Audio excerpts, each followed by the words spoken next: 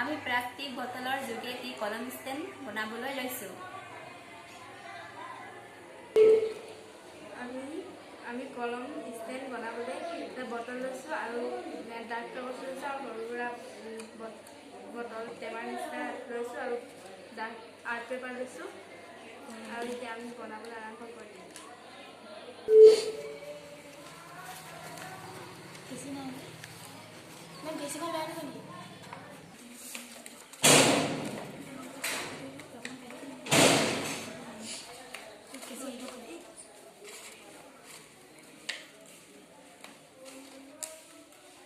আমি এনেধৰণে কাটি লৈছোঁ। আমি এতিয়া আঠা দি লগাম।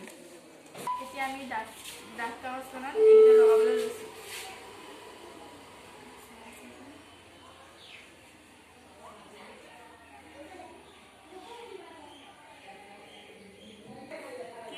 এতিয়া সম্পূৰ্ণভাৱে হৈ গ'ল। লগাই এতিয়া আমি কলম থ'ব লৈছোঁ।